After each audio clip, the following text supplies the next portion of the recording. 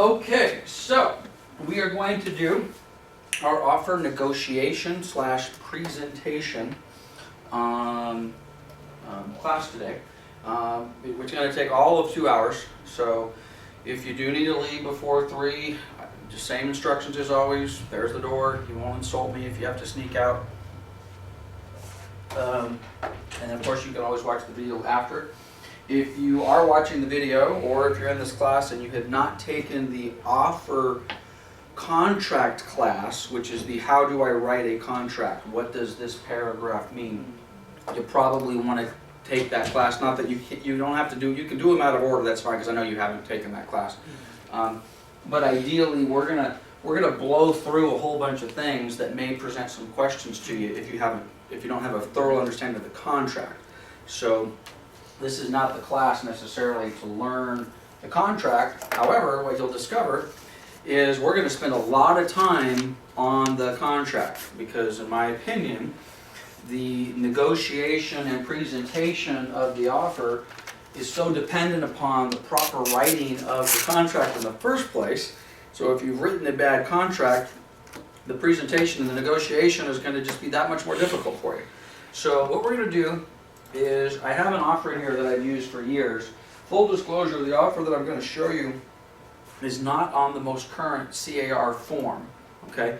Don't worry about that, because again, we're not talking contracts necessarily. We're talking general terms and conditions and presentations. So if you're trying to compare the offer that we're going to show you along with the actual CAR offer that we're using today, it's not going to match up exactly. But again, don't get hung up on that. So a little hard to see maybe. I'm going to kind of switch from a full screen view to a zoomed in view, but this is a fax cover letter. It's from an agent at RE/MAX. This is a real offer, by the way. This is an offer that was submitted on a property that I sold on Bunchy Place in Riverside several years ago. But at any rate, now again, a couple of things to point out right off the bat. This offer was faxed into myself as a listing agent. Okay, written by an agent with RE/MAX. Let's leave her name out because I don't have a lot of nice things to say about the offer that she's written. Okay, first of all, bottom line is faxing an offer. If those are your instructions from the listing agent, then follow the instructions. If the listing agent says please fax all offers to this particular phone number, then fine, fax it into that particular phone number. I would think that you're not getting a lot of agents today saying fax it in, okay?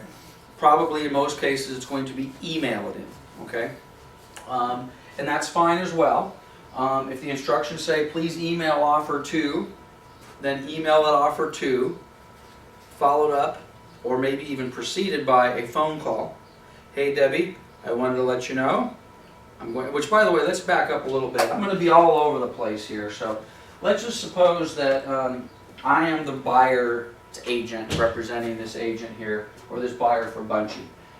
Debbie, let's use our example as our listing agent. Debbie, Lance Martin, Coldwell Banker Pioneer Real Estate. Just want to let you know I'm going to be showing your property on Bunchy tomorrow at 3 o'clock, or this afternoon at 3 o'clock. The typical conversation, just want to make sure it's available. Is there anything I need to know? Showing instructions, so on and so forth. The courtesy of the phone call to the agent. We get those all the time. Quite honestly, we kind of brush them aside, sometimes as nuisance calls. As a matter of fact, nothing frustrates me more, not that I do this a lot, but if I call or if I hear somebody call, on occasion I'll even call another agent and I'll get a voicemail. If you're calling for availability, all properties in MLS are available. Or, why are you calling me? It's in the MLS, it's available. To me, you're already off to the wrong start. If you're a listing agent and somebody calls you and says, is your property available? You owe them the courtesy of 20 seconds. Yes, it's available. Are there any offers on it? Yes, there's 7 offers on it. How do I show it? Property's vacant. Now, don't get frustrated if you already have all that information in the MLS. It says in the MLS it's available, it says it's vacant, it says it has a lockbox, and it says there's 6 offers, and it says the highest and best deadline is tomorrow at 3 o'clock. Okay. Resist the temptation to vent your frustration on the buyer's agent because they haven't read the MLS. okay? This is a relationship business. I understand. I've taken thousands of those phone calls. Sometimes I hang up the phone and say, I wish you would have just read the MLS because you just wasted my time. But I need to resist the temptation. Yes, the property is available. Yes, there's multiple offers. Yes, it's vacant. It's in the MLS. Here's the combo, assuming I can give it to you. What can I do to help you, so on and so forth. Now, well, can you tell me what to offer? Okay, then I might get a little bit frustrated, a little bit. Oh, come on, our general policy is we don't divulge terms and conditions and other offers. So what, if you please tell me I don't want to waste your time. I understand you don't want to waste your time. I don't want to waste your time either. However, it wouldn't be fair. So the point I'm trying to make is be professional on both sides of the transaction. But if I'm representing the buyer, at a minimum, I want to put a phone call into Debbie. Debbie, I'm showing it. It's available. Great. Fantastic. Hey, Debbie, my buyer, calling you back. Debbie, my buyers love this house. Just want to let you know. I'm going back to the office. I'm going to write an offer. Now, is that necessary? Probably not, but we are in the negotiation and presentation phase. Now, you may not realize that that's part of the negotiation and presentation, but in my mind, all of that is part of the negotiation and presentation. I've called her at the beginning. Is it available? Maybe I even call her from the property. Hey, we're at the property. Want to let you know everything looks good. I'm locking it up. I'm going to talk to my clients. They seem pretty interested. Maybe we'll write an offer. Is there anything wrong with that? Is it unnecessary? Maybe. But I got to tell you, if an agent calls me from the property, or even says, hey, I was at the property, just want to let you know that my client liked it. Oh, and by the way, the back door was open and I locked it on the way out. I appreciate that. Or hey, just so that you know, I don't know, it looks like maybe there's something wrong with the sprinklers. The grass is dying here a little bit. Just want to let you know. Okay? Now, that is, to me, is part of, because it's planning things in my mind. Huh. Agent called, let me know they wanted to see it. Agent called me from the property, which I'm very appreciative of, by the way. Especially when they call me to tell me the back door was open and they closed it, or it looks like I got a water leak. I appreciate that. Okay? So now, I got a little seed plan. Oh, now they think they're going to write an offer. Now, we've all heard this saying, if I had a nickel for every time someone told me they were going to write an offer, I could have retired a long time ago. I get that. So don't call just for the sake of calling, which, by the way, again, what are we doing here? Negotiation, presentation. Let's suppose I was showing George's property as well. My client hates your property. It doesn't hurt to call. Hey, I just showed the property. Just want to let you know, it looked pretty good. However, I don't think my client's going to work on this one, but I want to thank you for the opportunity to show it. And, oh, by the way, it looked really good. I locked everything up. Everything's tight. Lance, is that really necessary? I gotta make it extra. I can show all this property. I am in the negotiation and presentation phase, and to be honest with you, I may be negotiating and presenting with you 5 years from now. And I'm starting the presentation today on a property that my client didn't want. Builds that relationship. Builds the relationship. So this is not just if you came here to say, well, what do I do in that 60-second window or that 20-minute window when I get to talk to the agent?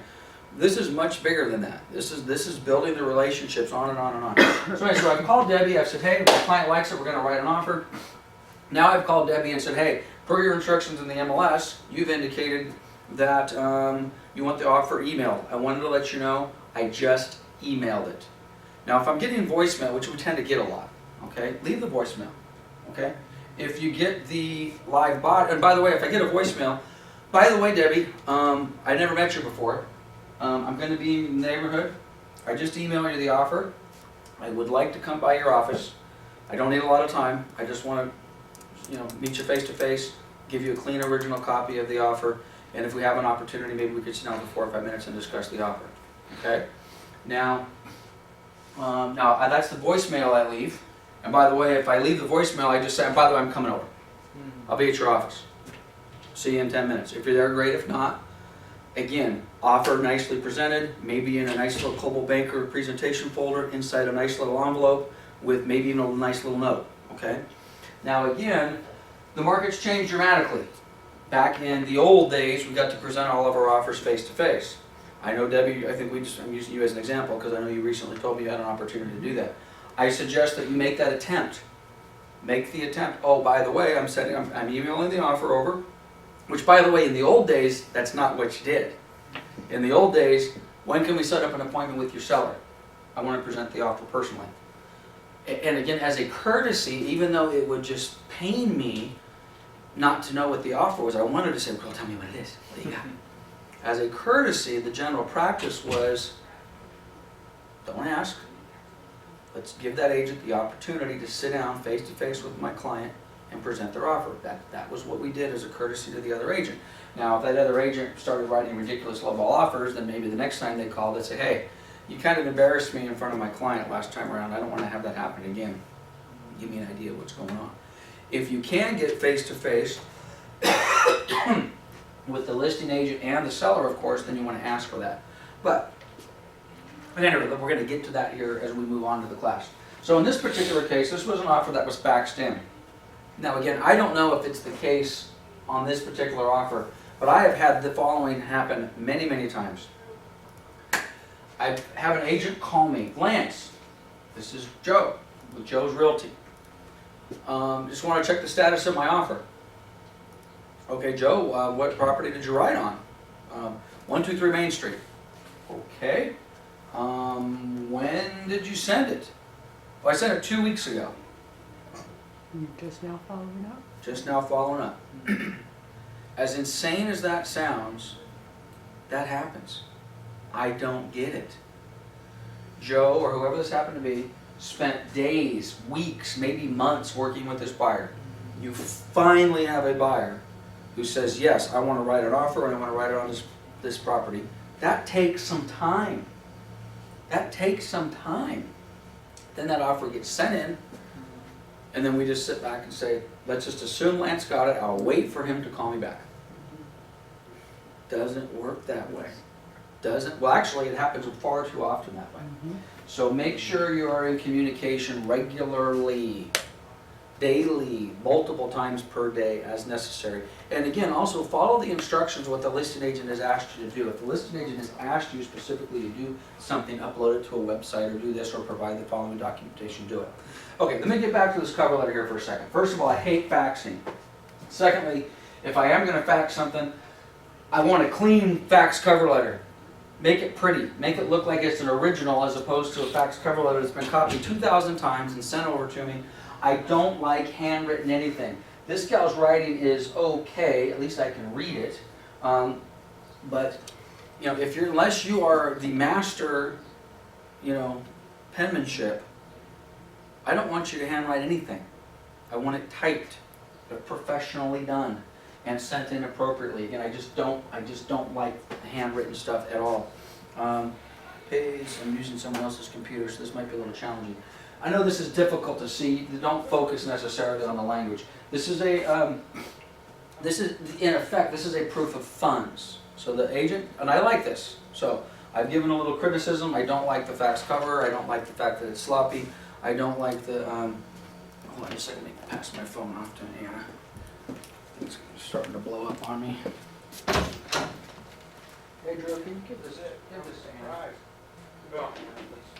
Sorry. Thank you, sir. Okay, so then we've got this. We've got this in effect proof of funds. Now again, I can't really criticize the proof of funds for being a little shady because it's grainy and it's been a copy of a copy kind of a thing. Because sometimes that's just the best you got. But what this is telling me is that this buyer, I'm not going to read it word for word, but this buyer has money in an exchange account to the tune of about $70,000. Okay. Assuming I believe the letter and it's not fraudulent, I like this. Okay, so the agent has said my buyer has $69,836 available in an exchange fund on an escrow that's already closed. Okay, good thing. So let's give her a little kudos for that. Page down. Okay, she also sent me very common. Is it common to send over a copy of an earnest money check? Yep, very, very common. Again, kudos, I like that. Having said that, everything we do sends a message. Again, what are we doing? We're negotiating and we're presenting. So this is what message, and I'm going to point out a couple things here for you in case you can't see it and if you're watching on the video. We've got the buyer's name, perfectly fine. We've got Remax 2000 Realty, that's the name of the company who wrote the offer. Checks made payable to them for $2,000, that's fine. Nothing wrong with having the deposit check made payable to the office that's doing it. It's signed by the buyer, it says for the deposit of a home. There's no date on the check. Could have been an oversight. Sometimes, again, we're negotiating and we're presenting. Sometimes when I see this, I could just be just a basic oversight that there's no date on the check, but it could also be that the agent specifically said, let's not date the check because we might be in this process for a very, very long time. Now again, I've been doing this a long time, so I'm kind of like the Columbo of offer reading. And one of the things that my little senses tell me is the fact that the check's not, because ideally I would want to see the check dated very close to, if not the same day as the offer's written, right? But when I see no date there, it's a little bit of a red flag to me. Also, it's check number 101. Brand new account. Brand new account. Now again, should I prejudge everything about this offer based upon a brand new account? In fairness, probably not. They've got $69,000 in the bank. But again, it is one of those things that I sit down and I'm like, huh. So if I'm talking to my buyer, by the way, if I'm writing this offer and I'm talking to my buyer and I see this check, I'm like, hey dude, what's up with this? You're giving me a check, is this a brand new account? Yeah, I just moved here, it's a brand new account. Do you have another checkbook with an older account? Check number like 5,272. Okay, why? Well, because it shows that you've got some longevity. Which is another, I don't know if you guys have ever done this, but whenever I open up a new account at a new bank, I want start me with check number 10,750. Don't start me with check number 101. They'll do that, by the way. If you say, start with this check number, they'll start you with that check. They might say, oh, hold on, no. You want my business? You start with check number 2,500 and whatever. So at any rate, that sends a message. We are negotiating and we are presenting. And we want to negotiate from a position of strength. So just something as minor as a 101 check number and a missing date potentially tells me I might want to take a look at this offer a little bit closer and see what's going on.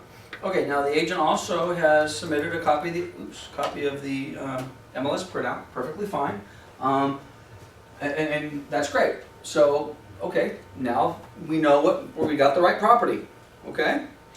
Okay, so I'm looking at this, all right, I've got a conscientious agent. Now this agent did not do the following. I personally don't particularly care for this as a listing agent, and sometimes it even kind of rubs me the wrong way, but you need to use your, is that Anna's check? That's gonna get lost. You want to go take it to her? No, it's actually Melissa's. Oh. Put it right here. So at any rate, so what some agents do is they'll send me comps, okay? Use your judgment on that, okay? You may, normally when they send me comps, they're telling me that they don't like my price. Okay, so I'm listed for $250, they think the house is worth $200, their offer is for $200, so they're now sending me a bunch of comps to justify $200. That may or may not be a good negotiation and presentation tool. I think you need to use that sparingly. Now if you are definitely looking at a property that's significantly worth less than the list price, and you're writing an offer that's significantly less than list price, then that's, number one, there's probably two things I want to do. I want to talk to the agent about it first. Hey, just so you know, I'm bringing this offer and they love the house. I'm a little concerned about value. Now again, you have to have the background and the authority to make those comments and back it up. Well, based upon what? I've got 6 comps over here that say it's worth $250. Oh, okay, well, apparently I didn't realize that. Now, if the comps aren't $250 and the comps are $210, which is maybe that's what you're writing your offer on, have that conversation with the agent first and almost kind of ask for permission. Hey, I've got a few comps in here that seem to kind of justify the $210. My buyer's, certainly reasonable, willing to look at the comps, but we're not finding anything to justify $250. Hey, when I send over the offer, would it be okay if I send you a couple comps? Now again, feel out the listing agent. Get a feel for them. Maybe they're going to be very receptive to that type of conversation. Maybe they're not. Maybe they're going to take offense. Who do you think you are? It's comps. Okay, so you have to feel that out. But anyway, sending a copy of the MLS printout is frankly good practice. So again, you kind of know what to expect. Okay, next thing here, we've got the agency disclosure. Again, I'm not going to zoom in on this. The buyer's agent is sending me a copy of the agency disclosure signed by the buyer, also signed by the agent. It seems like a little thing, but again, just to beat the dead horse, we are negotiating, we are presenting. There's a couple things missing on this agency. The buyer did not, by the way, this is an older form. The newer forms don't have this anymore. But the older forms, what was missing was the time. What time did the buyer sign the form? Well, it's blank. Should have been on there. And also, the agent signed, but it doesn't have the agent's company, it doesn't have a date. Now again, I was going to say minor. It's incomplete. Incomplete. Sending me a message. Can I get more complete documentation? If I go into escrow with you today, is this the type of agent that I expect to send me back complete, accurate, timely information? Or based upon what I've seen so far, I've seen a cover letter that looks kind of sloppy, can't hold the check against it too much, and now I've got my first actual document is incomplete. Okay, it doesn't have the proper information on it. What else have we got here? Page 2. Credit report. Okay, again, let me give them some bonus points for this. Bonus points are, I've got they sent over a copy of the credit report. And some stuff's redacted, it's taken out some account numbers, that's perfectly fine. It's not necessarily the cleanest copy, but that's okay. You know, you're going to get that. It gives me a 791 FICO score for the Experian model, and then the TransUnion is 788, and the Equifax is 803. Is that good credit or bad credit? That's good credit. That's good credit. Okay. So I got a couple pluses. I got $70,000 proof of funds. Got a pretty good looking credit report. I got an agency form that scares me a little bit because it's not complete. Got some stuff scratched out here. Again, perfectly fine. Let's keep going here. And now I get to the first page of the contract. Now again, here we go. Now again, this is not the contract class. So I'm going to talk some contract stuff, but we are negotiating and presenting. And we've already got the foundation laid. A couple conversations going back and forth, maybe an email exchange. And what makes this even better, by the way, and Debbie had indicated this is relationships. This is relationships. The longer you're in the business and the stronger my relationship is with Griselda, the easier it is for her and I to open up escrow 2, 3, 4, 10, 15 years from now. Okay? Or the more difficult it is for us to open escrow 2, 3, 4, 10, 15 years from now. Because if I give a bad experience because my paperwork was bad, my communication skills were bad, I was difficult, assuming I get the offer accepted, are you going to be receptive to me a year from now with another offer? Not only are you not going to be receptive, you're going to be absolutely, I don't want to go to escrow with this guy, which is difficult because now, you're that saying, I don't know who brought it, eat one ant, you're an anteater? Never heard it. Eat one ant, you're an anteater. Write one bad offer, you're a bad offer writer. Tell one lie, you're a liar. Break one appointment, you can't be depended upon. And that's going to have long-term effects on your ability to have success in this business. I have a couple new agents in the room today. One of the things I probably told you guys in the beginning of our interview process, and if I didn't, I'll tell you now because I normally say this to everybody, is there's 2 dates that you guys want to try to achieve as new agents in this business. The first one is 2 years and the second one is 7 years. And the 2-year window is you need to commit yourself to this business for 2 years if at all possible. And the reason for 2 years is it takes 2 years to figure this business out. Do I like it? Am I going to be any good at it? Can I have some success at it? You may have instant success. You may bump your head against the wall for the first year or 2 years. But in any case, I think you need to commit 2 years to this business full time to figure it out. If after 2 years you don't like it, then I say, okay, fine. You know, you gave it a shot and you're out. If after 6 months you're out, you didn't give it a fair shot. There's no way you can assess, number one, whether you're any good at this business, or number two, whether you even like it. Because most people get out of the business not because they didn't like it, they get out of the business because they didn't make any money, which makes them not like it. So, at any rate, 2 years, and then the second one is 7 years. The reason I say 7 years is if you can stay in this business for a 7-year window, and assuming you're closing a few transactions every year, we don't have to be high volume. Let's just suppose you're low volume. You're only closing 2 or 3 or 4 escrows a year. Okay? Let's just say it's 3 escrows a year. Well, after 7 years, that's 21 deals. Well, if you close 21 deals over a 7-year window and you do a good job, you can make a living in this business.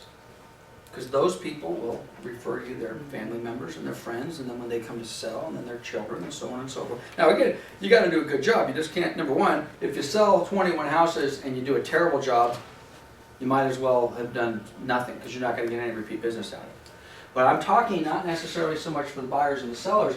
This business, negotiation and presentation, is also, in that 7-year window, if I do a good job with the other agents that I've been in contact with, the buyer's agents, the listing agents, the mortgage people, the title people, the escrow people, the lawn guy, the termite guy, the home inspector, that, in my opinion, is all part of the negotiation and presentation process long term.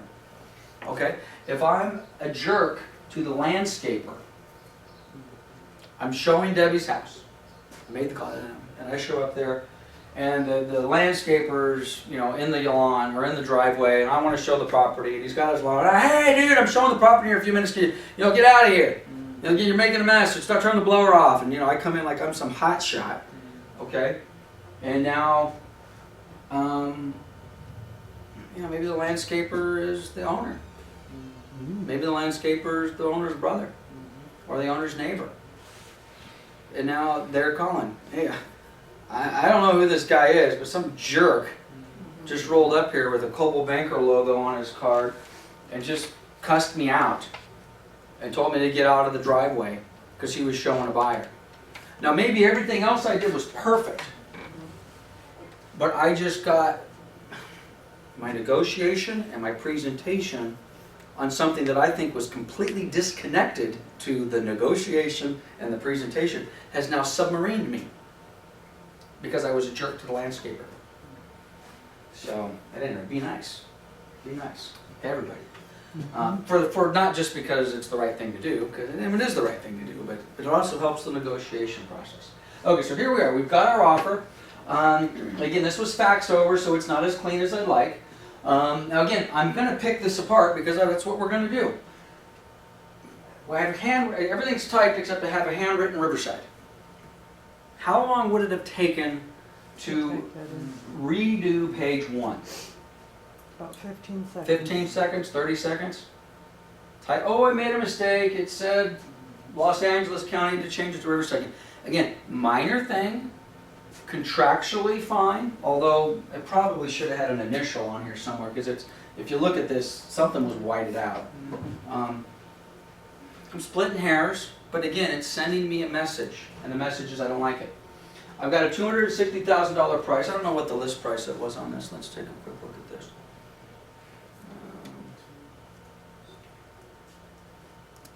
Oops. Oh, right there on the back. Okay, it's listed for $293,999. I got an offer at $260. All right. So, you know, maybe that's a good price. Maybe it's not. Let's just assume for argument's sake. Oh, by the way, before I get too much further on this, when you're writing an offer, your goal in writing an offer is to write an offer that can be accepted as is by the seller.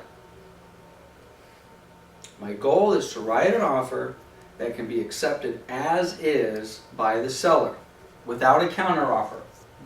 Now that's the goal. We don't always achieve that goal because, you know, let's just deal with the easy ones. They're listed for $300, we're offering $260. Now, if 260 is the best the buyer's willing to offer, and if that's the best that we feel the property's worth, and they still want to write an offer on a house that's listed for 300, okay, well, we know right off the bat, we're probably going to fall short of the goal. Get it? Again, the goal is to write an offer that can be accepted as is by the seller without a counteroffer. So, obviously price could be a problem here, but let's just assume for a moment that my seller is willing to accept an offer at 260. Okay? So, right, boom. So far, we're good. My seller says, great, I'll take 260, you've got me an offer that's within the range that's acceptable to me. Okay, so let's go down, again, what's the goal? The goal is to write an offer that can be accepted by the seller without any change and no counteroffer. When is this escrow closing? Don't know. Doesn't say. So even if I wanted to accept the offer, and the seller said, I want to accept the offer, what do I have to do to get this offer contractually proper? I have to write a counteroffer that says close of escrow to be X. Now again, another message has just been sent to me, negotiation and presentation, and it tells me that the listing agent This thing's been whited out too. is at best careless, at worst incompetent. Right? I mean, when are we gonna, guys, this is real estate 101. This is, let's take a few minutes and let's go through the contract. It doesn't take 2 hours to go through this contract. What's our price? Oh, we don't have a close of escrow yet. So I got to count it. Someone start keeping a tally of how many things we got to counter. Okay, so we got to close of escrow date. Initial deposit. I've got a $2,000 initial deposit. We have a copy. for? Huh? You the secretary, Michael? Michael's Yep. the secretary. I appointed him. I've got a $2,000 initial deposit. We got a check for $2,000. It's made payable to Remax 2000 Realty. Okay, I'm good with that. Now again, what's the name of the class? Negotiations, Presentation. presentations. What's my sales price? 260. Is my deposit less than 1%? Yes. Now again, sometimes you got to remember you have to do what your buyer wants to do. If the buyer says the best I'm going to do is a $2,000 deposit, I get that. But we're negotiating, we're presenting, we're in a difficult market, we're competing against a lot of other buyers. We would like this number to be 3%. 3%, not bad. There's some reasons we want it to be 3%. We'll get to that in the liquidated damages clause and a few other things. But a $2,000 earnest money deposit on a $260,000 offer to me is not presenting this offer in its best light. I've got a buyer with 800 FICO and $70,000 in the bank. Right? I could do better. So when I'm sitting down with this buyer, Lance, I just want to give a $2,000 deposit. I understand, Mr. and Mrs. Buyer, but this is the deal. We want to have your offer presented in the best possible light, which, by the way, makes the negotiations easier. If you're in heavy negotiations, you're in heavy negotiations for a reason, because you're far apart. Okay, you don't want to be far apart. You want the negotiation process to be simpler. The presentation, effective, makes the negotiation easier. If you've got a crappy presentation, then the negotiation's more difficult. Do you have a question, Michael? I was going to ask, would it be all right if she were to say, write a letter and say, hey, I know the deposit is 2,000 and the increased deposit is 50,000. Well, you don't have to That's write a letter. because- You can put that in here. That's because my car broke down and I need 5,000 to fix it, or something else came up, or death in the family, It could be, whatever. but does that cloud the process? Doesn't? No, to me, it clouds the process. If you write me a letter that says my deposit is X, I'm going to do Y because my car broke down and my kids did my homework, and I'm gonna get my violin out. I don't write. I don't care. Trying to. No, I get you, but again, keep in mind, if this is the best you can do with your buyer, which, by the way, and don't misunderstand what I'm saying, part of the I represent the buyer. Let's pretend I'm this buyer's agent. Part of the negotiation and presentation process is not most of you are probably thinking, how do I present my offer to the listing agent and to the seller? How do I negotiate with the listing agent and the seller? Well, that's part of it, but a big part of it is, how am I presenting this to my buyer, and how am I negotiating with my buyer? Now, not negotiating against my buyer, educating my buyer. I understand that you've got a problem with your car, and I understand that you've got a little bit of tight, but we need to do something different about this. I want to make you look as though you're a very strong, serious buyer. I want to be able to write an offer that the seller can accept without change or modification or a counter offer. And every time we give them one, especially because we're competing against 25 other offers. And buyers get that, by the way. So this is an easy negotiation with my buyer. If Griselda's my buyer, this is an easy one. Griselda, you know what's going on out there. We got 30 other offers we're competing with. We have to make this offer look as strong as we possibly can. This isn't doing it. Can you give me a check for $7,500? Now you may consider that I'm negotiating with my buyer. I'm not negotiating with my buyer. I'm trying to explain to my buyer and educate my buyer that we need to make your offer look strong. $7,500 deposit looks a heck of a lot better than a $2,000 deposit on a $260,000 sales price. So the negotiation process and the presentation process goes a long way. And again, how you present things affects the negotiation. I've told this story, I think, on the last video we did this on. I love this. I've been using this forever. I need to find it on YouTube. Everybody remember The Cosby Show? Okay, Debbie's laughing because she's heard this story before. If you remember The Cosby Show, this had to be 15 years ago, one of the kids, the older kids, brings home a date for dinner. Okay? They're having dinner, and just a normal dinner, everything's fine.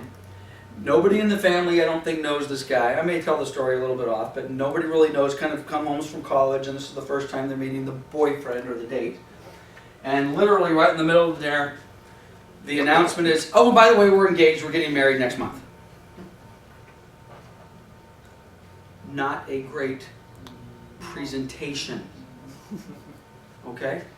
And how that, as a salesperson, Bill Cosby, and only the way Bill Cosby can do it, kind of stands up, there's drama in the house, and then later on in the episode, he pulls his daughter aside and explains that the way you presented your engagement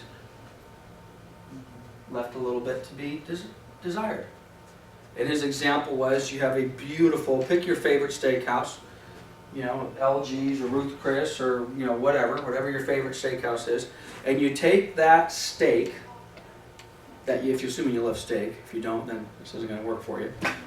But you take that steak and you put it on a trash can lid and you say, here's dinner. No thanks. The presentation of that steak is not going to go over very well. And that's the analogy that Bill Cosby used in relation to his daughter presenting her new fiance. As opposed to, you take that same steak, you put it on a nice little plate, and you put some garnish on it, you sprinkle it up, and you turn the plate into a 2,000-degree burning, you know, thing, and you put it in front of somebody, and it's sizzling, and it's beautiful, and it smells so good. It's the same steak. Presentation is completely different. Same thing in real estate. Same thing in what we're trying to accomplish here. So again, the presentation and negotiation, is critical. Okay, so let's get back here. So we got a deposit problem. Michael had suggested, well, let's increase the deposit, which, by the way, maybe you were reading ahead, increased deposit shall be $50,000. Bam! Look at that. Presentation just changed a little bit. Okay, I don't have a $2,000 deposit. I now have a $52,000 deposit, but I also have a problem. It's going to be $50,000, but when exactly is that $50,000 going to come in? I got another blank missing. So now I kind of, the deposit's not enough, and now the deposit's going to be enough. Now it's not, now because I don't know when. Let's come back to the deposit. Let's just hold our thoughts and comments on the deposit. Okay, so now I come down here and I'm looking for financing. This is the presentation of the offer. First loan in the amount of what? Nothing. FHA, VA, got a line drawn through here. Don't really know what that's all about. don't have any additional financing, then I come in here, balance of purchase price, shall be $208,000. That's a cash 260. offer. What kind, pardon me? Cash offer? Cash offer, bam! Cash offer. They provide loving it. funds for that amount. Wait a minute, now if it's a cash offer, what do I need to go with my cash offer? Proof of A funds. proof of funds in 260,000 plus closing costs. What is my proof of funds for? 69. $69,000. Now I'm saying, wait, and by the way, I've already got several other things on my checklist that say, is this a cash offer? Let me call up my agent. Agent, ring ring, Lance Martin, Cold Bank Pioneer Real Estate. I've got your offer here for $260 for your buyer. Got a couple questions. Is this cash? Oh no. Oh, okay, well I see, what are they doing? They're getting a loan for 208. Oh, you put it in the wrong spot. Oh, by the way, I see there's a $2,000 deposit with a $50,000 increase in the deposit. You didn't tell me when you were going to increase it. When's the $50,000? Right, which doesn't make it a deposit. Kind of. It makes it balance the closing funds. Sometimes, yeah. Oh, no, it's not a $50,000 increase deposit. Okay, so let me get this straight. I got a $2,000 deposit. I don't have a $50,000 increase deposit. I got a $208,000 loan amount, which is supposed to go here. And the balance of the closing cost, excuse me, the balance of the money is, so the 208 is supposed to be up here, the 50 is supposed to be up here. Am I feeling good about my offer? Nope. This buyer has $70,000 in the bank and 800 FICOs. Am I feeling good about the offer? I should be. The only reason right now that I'm not feeling good about the offer is because the agent who wrote the offer doesn't know how to write an offer. I should be ecstatic. Guys, I've got 800 FICOs and $70,000 in the bank. And an agent who doesn't know what they're doing. How many people have to work in agreement and work in unison and conjunction and synergy in order for us to get paid? Let's count them, shall we? You've got a buyer, maybe multiple buyers. You've got a seller, maybe multiple sellers. You have the listing agent for all, let's say that's us, we're the listing agent. We have the buyer's agent, that's this person, scared, okay? Maybe we have an assistant for the listing agent, an assistant for the buyer's agent. We have an escrow officer, maybe an assistant. We have a mortgage person. This person is getting a loan, by the way. We've got a loan officer. We've got a processor, I'm on 10. We've got an underwriter, maybe an assistant in the mortgage officer. We've got a title officer, maybe we got a title rep. We got a termite guy. We got the girl at the termite office who types the report. We got a home inspector. Did you say the I'm up appraiser? to, huh? Did you say the appraiser? We got the appraiser. Jeez, how do we forget that? That should have been number 2. Okay, I'm up to number 18. Everybody in this 18-member club has to do their job, or we don't get paid, irrespective of how badly the buyer or the seller want to buy the house. So you need to keep that in mind, because everybody in there, you guys, today was payday. You guys, this is a check, a paycheck for a W-2 employee, 40-hour-a-week employee. You don't get any of these. Sorry. Don't happen. I'm not hiring. Okay? The only way you get one of these is if you sell one of these houses, present it, negotiate it, close it, and have 17 other people do their jobs. I don't want to go into escrow with people who don't do their jobs. Now I can control my client. I can control my buyer or my seller. Let me put my hat back on. Let me pretend that this is my buyer now.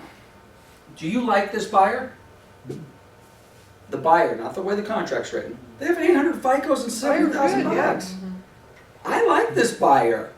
Just knowing those two things about him. So I would work with this buyer. So if I'm the listing agent, I have a seller who's willing to sell their house. It's going to sell, and let's assume there. So I got that. Now, all these other people. This is why people will judge you on how you present and negotiate your offer, how you present and represent your sellers or your buyers, the mortgage company you choose, the escrow company you choose, the title company you choose, the termite, the home warranty, all of those things. So you've got to make sure we're on top of our game. So at any rate, we got big problems here. Do I have multiple more items in a counteroffer? Yes. We got, it's not cash, let's clarify the loan amount, clarify the down payment, clarify the deposit, clarify. Now this is not really the type of thing that you want to put in a counteroffer. This is almost the type of thing that you want to send the child back to redo their homework. Would you please resubmit your offer with the proper terms that you're requesting? Because the counteroffer is going to be too difficult. Yeah, that's what I was gonna ask, if it was possible for you to call and ask him to rewrite his offer. In this case, I would. I would say, I mean, I could give him a counteroffer with closing date. But do I guess I could go through and say, okay, just for clarity, page 1, paragraph 2, item C should be $208,000. Page 1, item 2, paragraph B should be 0. Page 1, item 2, paragraph D should be $50,000. Really? Which, by the way, sometimes you almost feel like you want to do that. If I was to write that type, and by the way, we're only on page 1. If I was to write that type of a, by the way, this offer probably has about 15 items that need to be countered. And the sad part is, if this offer was written properly, this offer could have been accepted as written. Because I told you already, the seller said 260 is fine. This offer could have been 800 FICO, $70,000 in the bank. This is one of those offers that could have just been signed. But I'd have to give him 15 items to counter. Now let's pretend I've done that. I have now given this counter offer back to the buyer's agent. The buyer agent now needs to sit down with their buyer. How would you like to be the buyer's agent sitting down with that counter, and then when you got to the end of the counter, the buyer's like, so they're taking the 260, right? Oh yeah. Well then what is this stuff? Oh well, you know, I didn't do a very good job in writing the offer. So the listing agents cleaned it up. Not real sure I want you to represent me. You think? You got that type of a counter. If you have the listing agent cleaning up your poorly written offer, that's embarrassing. Now the sad part is in most cases the listing agent is just as inept as the agent that wrote the offer, and they accept this. They accept this offer. When is it going to close? I don't know. You know, escrow gets a copy of this and says, okay, it's a cash deal. Where's the 2,000 and when can I expect the 50? You know, and then a loan thing comes in and the listing agent says, well, I thought it was cash. And the seller said, I thought it was cash. It says it's cash. Guys, that's not uncommon. That's the norm. We have, and I apologize, I don't mean to be offensive, but we have idiots representing idiots on both sides, and the buyers and sellers are victims of this. It would not surprise me if an offer like this gets accepted every single day without question. And then we wonder why our escrows don't close on time. We wonder why we have problems. We wonder why, well, geez, they want me to pay my commission and a part of my commission. Well, of course they do, because you made a mistake. You made a mistake, and that's why you're having to pay for your mistakes, because you made a mistake. Negotiations, presentations. Okay, again, we're on page 1. We're an hour deep into this thing. So let's scroll down to the bottom. Again, this is an old form, so let's not get too hung up on the form. So let's get to the bottom of page 1. Okay, at least it's been initialed. By the way, they haven't checked the box about cash, so if I was paying at least a little bit of attention, they didn't check the all-cash offer. So if I thought it was an all-cash offer in the beginning, now I would have to say, wait, is it an all-cash offer or not? Please give me some clarification. Are we doing appraisals or whatever it happens to be? At least the buyer initialed the bottom of page 1, so that's a plus. Let's go to, and again, this is an old offer, so just don't get too hung up on the things not being in the same place as the new one. Allocation of cost is the termite part, okay? Who's doing the termite? I don't know.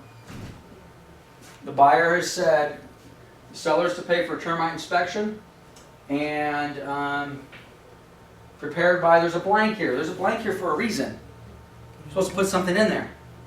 Now you don't have to necessarily, again, what is our goal? Our goal is to write an offer that can be accepted as is with no counteroffer, no amendments, no changes. So this is, you have to make a decision. I like ABC Termite Company.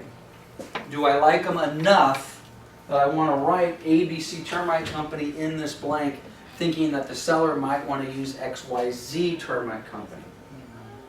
Which potentially is a what? Is a counteroffer that prevents them from being able to sign this offer as is. So if I do write ABC Termite Company, I need to be prepared, and I need to be able to, for lack of a better word, defend why I want to use ABC Termite Company. I've used them for 100 years. They're quality. They have a reputation in the industry. They know the urgency of a real estate transaction. It's kind of funny. We don't have, well, we got a few agents who have a few years under their belt. Do the big players in termite, like Orchid and Terminex, do you see them do a lot of termite inspections on residential real estate sales? The answer is no. And the reason they don't is because that's not their focus. Orchid and Terminex are big national termite companies, national advertising, and they're focused on consumer. People who own their house, want to get their, not selling, just own their house. They want to get their bugs killed and they want to get their termites taken care of.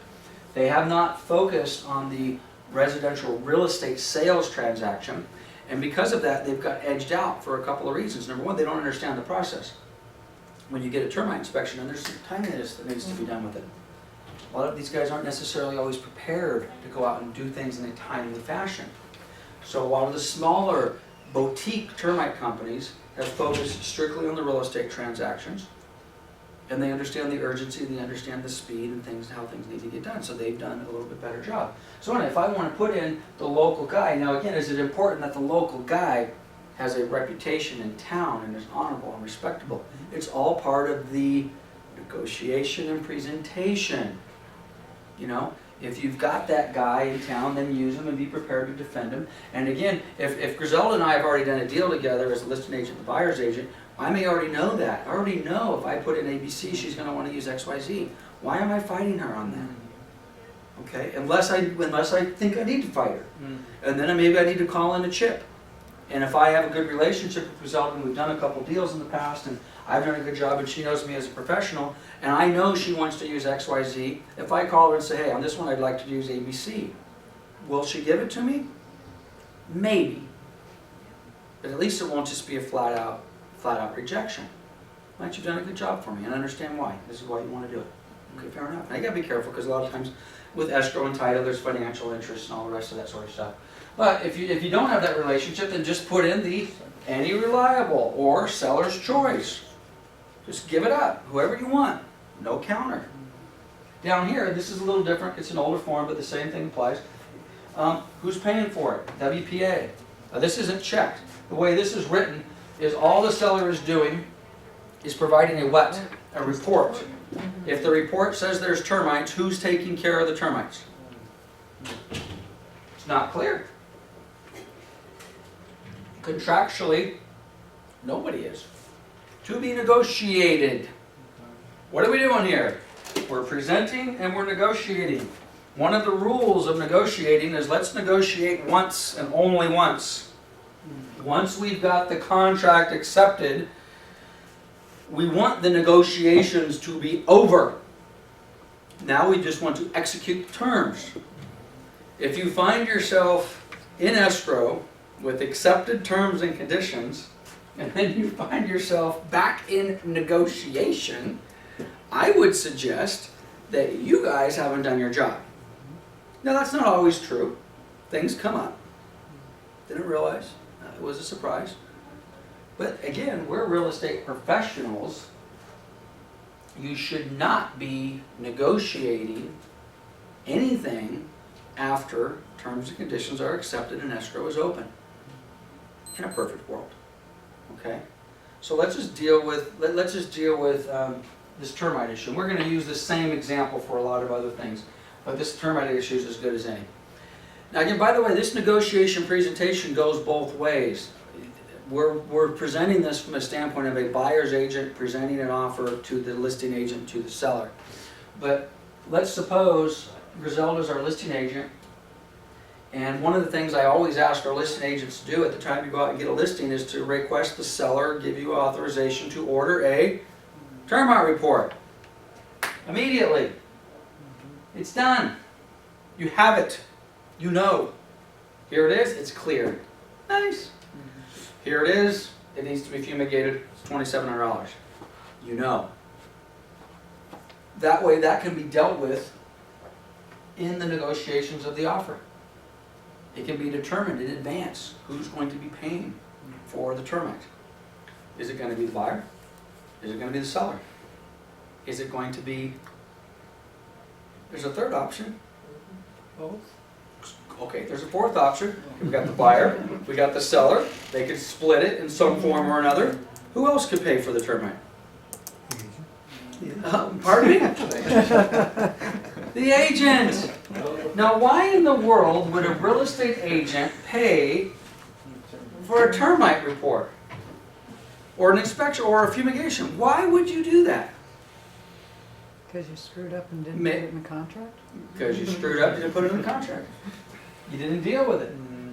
You didn't present it and negotiate it properly and at the proper time. Negotiating this prior to an acceptance or even early on in the listing process, even before you have an offer, which is what I always recommend. Again, part of this negotiation and presentation, again, let's switch hats. I'm now Griselda, I'm the listing agent. Debbie's my seller. So I'm sitting down, hey, we got to get the listing. Thank you very much, I appreciate it. Let's order a termite inspection. Do I have your approval? Yes, great. I got a termite inspection. Oh, now 3 days later I got the report. I don't have an offer yet. Debbie, it's $2,700. Woo! What are you going to do? Let's get the net sheet back out. Are you prepared to pay the $2,700? Your net goes from this to this. Are you prepared? Have that negotiation in advance. Let's figure out what she's willing to do. If she's willing to pay it, okay. Now maybe we still negotiate, maybe we try to, maybe the conversation goes, well, yeah, if I have to, but you think maybe the buyer will pay for it? Well, let's see. Let's put that down over here. Let's keep that in our pocket. When the offer comes in, we've already got the report. I'll be able to turn to the listing agent, or excuse me, the buyer's agent, and say, oh, by the way, we've already ordered a report. It's $2,700. Just want you to know, if your buyer expects a termite report in completion, we got a $2,700 bill. Put it on the table. Negotiation. Now that goes, buyer's agent goes back, talking to the buyer. Oh, geez. Well, geez, they already ordered the termite, and it's the house needs to be fumigated at $2,700. Now let's just say, for example, the buyer refuses to buy a house that needs to be fumigated. Are there people that just, let's just say there's a quirky person out there that just, well, is that a good thing to know now as opposed to after you've already got contracts accepted in escrow? Yes. I want my bad news early. If this buyer will refuse to buy a house because it needs to be fumigated, I'd rather know that before I signed a contract with them as opposed to 3 weeks later. Or has anybody, as a listing agent or the buyer's agent for that matter, opened escrow, had a termite, had it done, you get down to ready to close escrow, today's Wednesday, we're going to close escrow on Friday, escrow company calls you up and says, you send me over, buyer's coming in to sign loan documents, we're going to fund and close this thing on Friday, and I need a copy of the termite report. What? You need a copy of the termite report. I'm 2 days away from close of escrow. I'm the listing agent, and the buyer's agent for that matter. Listing agent hasn't ordered it, buyer's agent hasn't asked for it, buyer's expecting it, seller's contractually obligated to it. Nobody's brought it up in 30 days. So what do? You order the report, and it now comes back, nobody's ever had any discussion, any conversation, haven't even approached the topic. Now you order the termite, it comes back, it's $2,700. You turn back to the seller who's contractually obligated to pay for it per the contract, and you've never had the conversation with her. Ugh. What? I don't know. What? I'm closing it. Is it on my net sheet? No. We're 2 days away from close of escrow. We've been in escrow for 45 days. Now you're, oh, which by the way, the house has to be fumigated. Can we do that and get that done in time to close on Friday? No. You wonder why agents work for free? Because now you've got a bigger problem than a $2,700 termite bill. You've got an escrow that can't close because when I say we, buyer's agent and seller's agent didn't do their job. Listing agent has the responsibility to get it and get it done, but buyer's agent has the responsibility to follow up. Hey, where's my termite? Where's my termite? Where's the termite? Oh, come on, man. We've been in escrow for a week. 10 days, 17 days. Where's my termite? We're in escrow for 45 days. 43 days. We're going to close escrow Friday. Where's my termite? Oh. Now you gotta, somebody's got, this is why we start that fourth option. Agents start paying for termite inspections. What else do agents start paying for? Hotel rooms, moving vans, lost pay from people taking off work because now they have to move on Tuesday, Wednesday when they were supposed to move on Saturday, Sunday. Clients lost forever that you otherwise did a pretty good job on, but you forgot what is in the sense in minor detail. It's all presentation, all negotiation. Get the contract straight. Okay, let's, question? Nope? Okay, let's roll through a couple more little lovely things on this offer. Okay, this is a property in Riverside. This is, again, this is an older form, but the boxes are still the same. Other inspections. The seller is to pay for a septic inspection, a well inspection. This property is in downtown Riverside. This property does not have a septic. This property does not have a well. This is a lazy agent. Because let's assume that everything else, do I have to write a counter? Do I have to counter out item B1 and B2, septic and well? And again, let's suppose I'm the buyer again. Now I have another item on my counter and I'm presenting it to my buyer and says, oh, by the way, the seller countered out that they're not going to give you a septic certification, they're not going to give you well certification. And the buyer's like, did we ask for that? The buyer knows that the property's not on septic, and why did we ask for a septic certification or a well certification? Well, because I just start checking boxes. I got to tell you, you've been in this business for a while. It's not uncommon to have every single one of these boxes checked seller. Have we seen it? Every single box. I'll just we're going to cover ourselves. I don't know if it's on a well. Check it. I don't know if it's on a septic, check it. No. Real estate professionals. Presentation, negotiation. We're in the presentation process, number one, we're basically telling the listing agent that we don't know the name, that we don't know the area. And in the negotiation process, we're forcing the listing agent to give us a counter. Now again, most listing agent I would suggest wouldn't pay any attention to that, they would accept that. Okay, again, we're trying to get our escrows to close on time, and we want as little headache and trouble as possible. Let's suppose the buyer is oblivious, doesn't know the difference between a well and a septic and a sewer and whatever. The seller doesn't know, the listing agent doesn't know, and the buyer's agent doesn't know. Okay, but let's assume for argument's sake that this property does not have a well and is not on septic. But the contract has been accepted showing that the seller is to do what? Pay for a well and a septic. The buyer is getting a loan. Okay?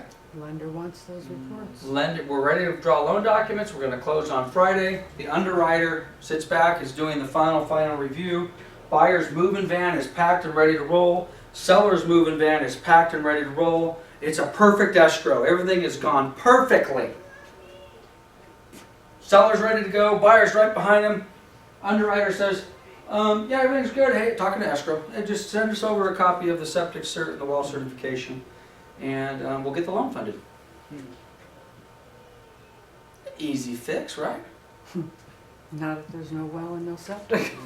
Well, it is an easy fix, but could that cause a delay in our funding? Mhm. Because now we have to prove to the underwriter that this property, oh, we made a mistake. Wait, there's no septic. Let's get the documentation from the city showing that the property is on a city sewer system, and let's get the documentation, let's get a copy of a water bill. Now again, if you've never been in a loan underwriter's office or processing office, just picture this. Let's just picture a gal sitting at her desk, and she's got a stack of files. There's 50 files here, okay? And she grabs the file, she looks at it, okay, go ahead and fund this one. She grabs the next file, go ahead, fund up, this one needs something, let's put this over here. Let's go ahead and grab this one, okay, fund this one. Oh, this one's got a problem, let's put this over here. Okay, oh, fund this one. Okay, the problem files, and then what happens to the file that gets put over here? It gets started getting stuff stacked on top of it. And what was supposed to happen today, guess what? Doesn't. Maybe it happens tomorrow. Maybe it happens 2 days later. Maybe it happens a week later. Depending upon what it is, maybe it requires an inspector. Okay? So stuff like that causes an otherwise perfectly smooth escrow not to close on time. Okay? And in this particular, now again, if I'm the buyer and I'm the seller, who do I turn to for remedy when I'm told I can't close escrow? Agent. Tomorrow is the 4th of July. I think we have a couple escrows that are supposed to close today. I'm sure we have escrows closing today, somewhere in our office. What are those buyers and sellers expecting to do for the next 4 days? They are expecting to move. Tomorrow's a holiday. Friday is kind of a work day. Really? Okay? God forbid you gotta try to close an escrow Friday. Ain't gonna happen. Okay? So what happens if we don't close today? Plans get screwed up. People get angry, and when they get angry, they want compensation. All because we just started checking boxes. Alright, so here we go. What else we got here? Cost of compliance, I'm not going to worry about that. Buyer and seller, escrow to pay. Seller's choice, I'm fine. Now again, this is kind of a nice little effect. Seller's choice or roll and escrow. I have my cake, I'm going to eat it too. Okay? They don't want to get a counter. To me, that means automatic counter. You have to counter? Just to clarify it. Okay. Okay. I'm not going to argue with that. Because someone has to say what's it going to be. Now you could, in theory, do that after acceptance. You and the buyer's agent get together and say, hey, you said seller's choice or roll and escrow. My choice. Town and country. Okay. But I'm with you. I'm with you. Probably better to pick. Now again, likely, I'm not going to go through the same explanation. Same thing we talked about the termite company.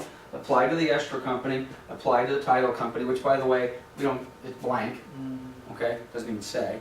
But also, the one little spicy thing that we need to add with this is if we have an affiliated business interest. Town and Country Escrow, we have a relationship with them. Our company owns Town and Country Escrow. If we're requesting Town and Country Escrow because they're great in service and da-da-da-da, that's fine. Number one, we have to disclose it, that affiliated business relationship in there, and you better be prepared to defend it. And if you think it's going to be a deal killer, then walk away from it. You don't lose an escrow over in-house services. Never. Never. I don't want you fighting over our escrow services. I'd love you to get our escrow services. I appreciate when you get our escrow services, but our escrow services are not deal points. Okay? Let's not negotiate. It'd be nice. Oh wait, you didn't get your offer accepted. How come? Well, they loved everything except they wanted to use ABC Escrow, and I insisted on Town and Country. What? You lost a transaction. You think your buyer's going to say, "Oh, well, that's cool. Let's just go get the next one." They're going to say, "Town and Country, who? I didn't get what?" Oh, that's your broker's company? Oh, well, in that case, fine, let's just go right on offering something else. Same thing with title, all of it. Don't lose deals over services. Now, if you've had a terribly bad experience with ABC Termite or XYZ Escrow, you need to have that discussion, presentation, negotiation with the other agent. Say, Hash, I know you want to use them. I got to tell you, we got to find somebody else. I don't care who it is, but it can't be them, and this is why. I just did a deal with them 2 weeks ago or a month ago, and I won't put my seller through that. I won't put my buyer through that again. So let's find a third neutral party. Okay. Okay. So here we go. County tax for Tax City. This sounds silly, but I'm telling you, it's another one of those things. Does the city of Moreno Valley have a transfer tax? We're in Moreno Valley right now, so let's use that as an example. The answer is no. If they don't have a transfer tax, don't ask for it. Why do people check these boxes? Because they don't know. Find out. HOA. I have this checked all the time. I wasn't sure if it was an HOA, I just thought I'd start checking things. It's not in an HOA. Why are you checking boxes? For your homework. I've got a home warranty here. Who's paying for the home warranty, buyer or seller? Hmm? Or agent? Kind of looks like agent. Yep. Buyer, let's suppose this gets by everybody. We're now in escrow. We're now getting ready to close. Escrow finally and by the way, the escrow company misses it. Hey, who's paying for the escrow? Listing agent says, well, I ain't paying for it. Buyer's agent wrote the offer. They're technically, I guess, a little more responsible. Buyer's agent gets the call. Well, I had to give half of my commission to the buyer's brother and the other half for the dishwasher, and then this, and now the home warranty, and I owe my broker $1,000 on the last deal because I screwed that one up. So would you please pay half of it?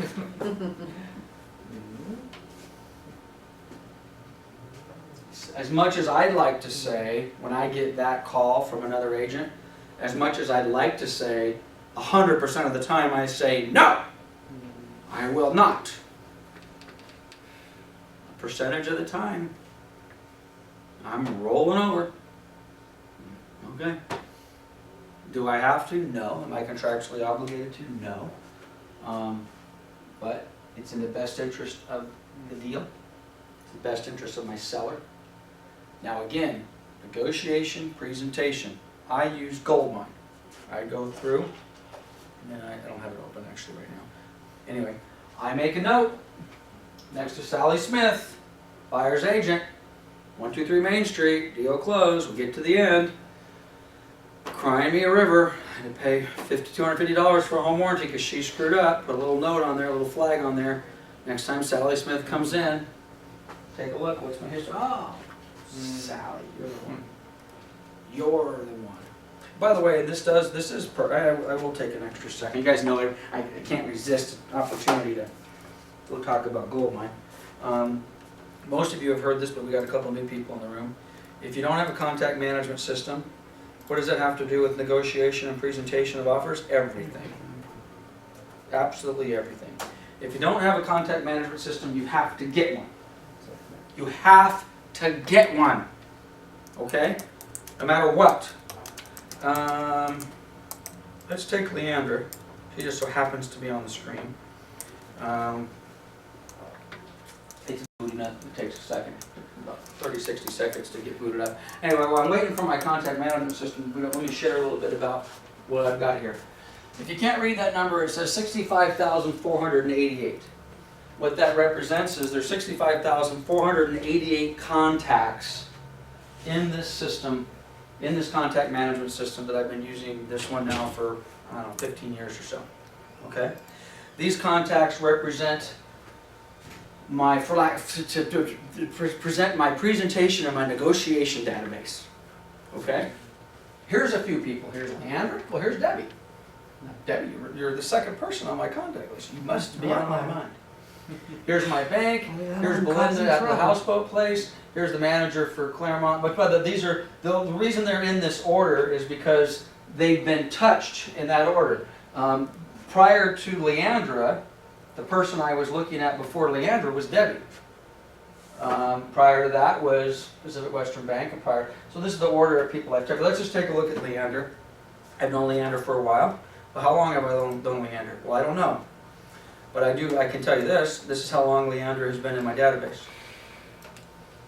And you scroll down to the bottom. It's been a little while, so it might take a second to get there.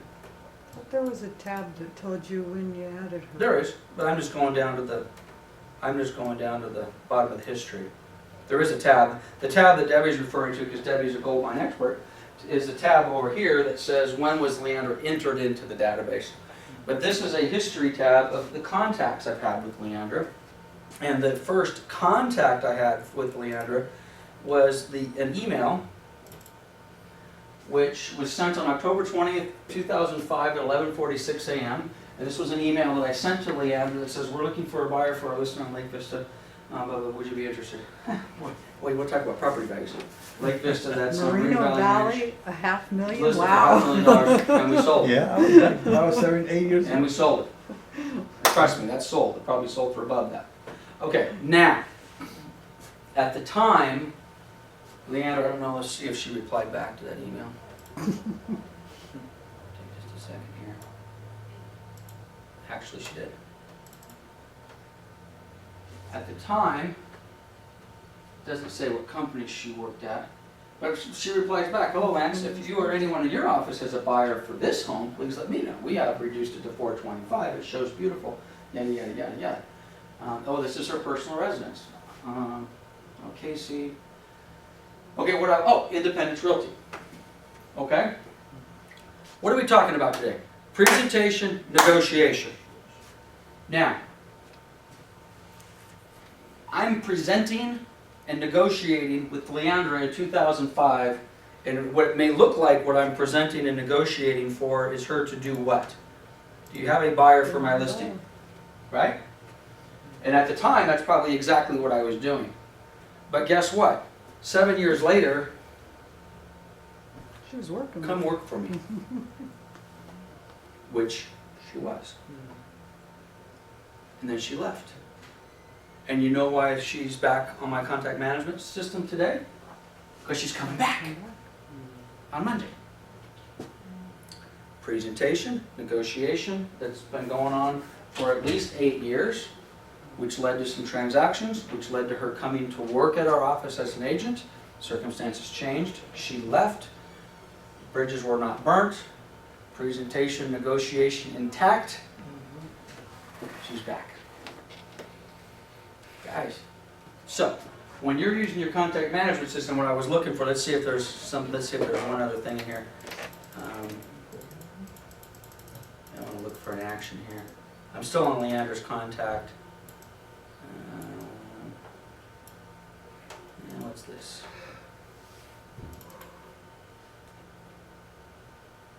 Well, this is an agent negotiation. What I was specifically looking for was an action that talked about a transaction that we did. A buy-sell transaction. Did she do a good job? Did she do a bad job? Those are the type of things that you want to keep notes of. Those are the type of things that you want to remember. Who do I want to work with again in this business? Who do I never want to work with again in this business? Things like this will make you never want to work with somebody again. Even, and by the way, is that fair to the buyer? 800 FICO, $70,000. I like this buyer. I don't like the buyer's agent. Okay, so let's press on. And page down. Okay, we're on the next page. Now the remainder of these pages have very little things to fill out, so it's a little harder to be critical of the buyer's agent because there's really nothing in here. These are mostly boilerplate. So let's just kind of keep cruising here. Looks like we saw an initial. We got another initial. We got another initial on. Oh, by the way, liquidated damages 3%. We got a $2,000 deposit. They've agreed to relinquish 3%. $2,000 is not 3%. And they've agreed to arbitration mediation. That's good because they're probably going to need it. And property to be professionally cleaned and debris free. Okay. I don't have too much heartburn with that. That's fine. Listing agent is Lance Martin. Is that correct? Coldwell Banker, Pioneer Real Estate. Who do I represent? Not checked. Listed selling agent is Remax 2000. Who do they represent? sloppy.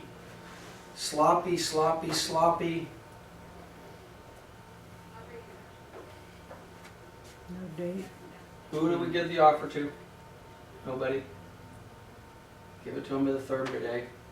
No date. Buyer signed. Buyer hasn't dated it. Address isn't really required for the buyer, but it's nice. Complete. You know, Debbie's comments about the agency disclosure form summarized it. Incomplete. This offer is poorly written and incomplete. Okay? These items need to be taken care of. Again, this is,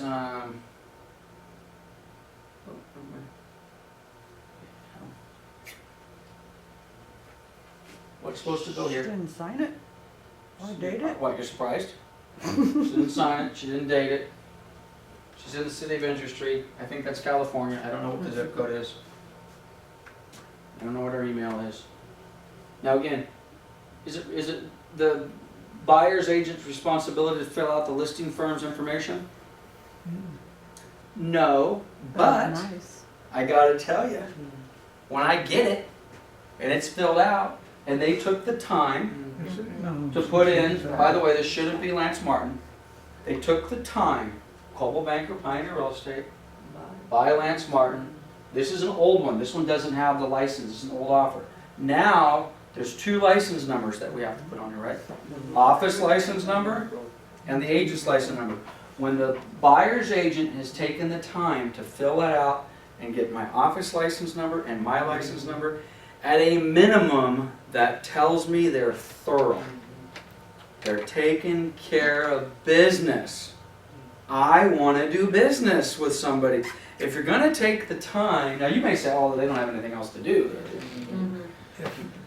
Well, maybe they don't have anything else to do. But if they've given me a complete offer, thoroughly filled out, even with my information, I pin a gold star on those people. Yeah. I was gonna say, if you're a buyer's agent and you should fill out the listing agent's information. You should. Yes, you should. If this came So in then- blank, I don't have a lot of heartburn with that. Okay, I don't. I like it when it's filled out. Now, ultimately, when you get a fully executed copy, it needs to be completely filled out. Everybody needs to have that. Now, what you may be getting at, and again, you are correct. Best practice is get it filled out. What cannot be blank on this? Anything above the buyer's signature has to be filled out completely. And you can't change it after they sign it. The stuff below the buyer's signature can be basically modified and changed after the fact. Keeping in mind, this is not part of the contract. This is just identifying who the brokers are within the contract. Now, at some point, the buyer is going to want to know, well, do I have the proper information for the listing broker? Do I have the phone number? Do I have his email? Or her email? Do I have the Department of Real Estate license numbers? Do I have all that information? So fill it out, get it as complete as you possibly can. Buyer's inspection advisory, we're just going to buzz through that. Actually, did they miss an initial? Oops. No, they got an initial. And, okay, so there we go. That one's actually dated. And this one's dated. Okay, so there you go. Now, we went through that pretty quick. I don't know how many items were missing. I said, were you counting? Probably. Yeah. What are we, 10, 12? 1, 2, 3, 5, 6, 7, 8, 9, 10, 15, 16 items so far. 15, 16, 19. And to be honest with you, if we had spent a little more time, we probably could have found a few others. But we like the buyer, 800 FICO, money in the bank. We like the price, but we have to write a 17-item counteroffer. Unacceptable. Now, to be honest with you, I don't remember what the heck we did with, I don't know whether we accepted this or not. Curious. What was the address on that? Bunchy. This will be an interesting test. 2461 Bunch. I don't know if we were using gold mine in the same way. 2461.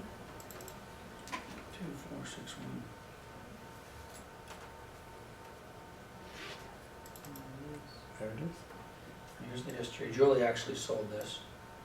I don't think we were using the links tab back then. I don't think we were either. Yeah, we got some pictures. Well, I don't have a copy. Oh, maybe I do. There's that new folder. Well, this was a rental property for a period of time. The all famous new folder. Yeah. Well, at any rate, subsequently, we started saving all of our stuff electronically in the system. I could tell you which offer was accepted, how many offers we had. We weren't doing that at that point in time. But at any rate, so bottom line is this. When you are in the negotiation presentation mode of presenting an offer, which I'm sure most of you thought today, the concept of this class had everything to do with writing an offer and getting it over to the seller or the seller's representative. And it is, but it's much more than that. Okay, now let's spend the next 20 minutes or so going through that process. Okay, let's number one, pretend that we've written a beautiful offer. This offer does not have 15 items. All of the items that we have discussed have been written, which by the way, for the most part, they just needed to be cleaned up. Rewrite the offer. It didn't materially change terms and conditions, did it? You know, they really didn't ask for anything. $260,000. When are we going to close? What are we going to do? So let's pretend we've written a clean offer. Let's go back to the beginning of the class. Debbie's my listing agent. I'm now representing the buyer. Ring, ring. Debbie, Lance, and Cole Baker Pioneer Real Estate. Hey, just want to let you know I'm going to show a bunch of you tomorrow afternoon, and I got a great buyer. They got 800 FICOs, and they got $70,000 in the bank, and this is the area they want, and gosh, I hope we can get it.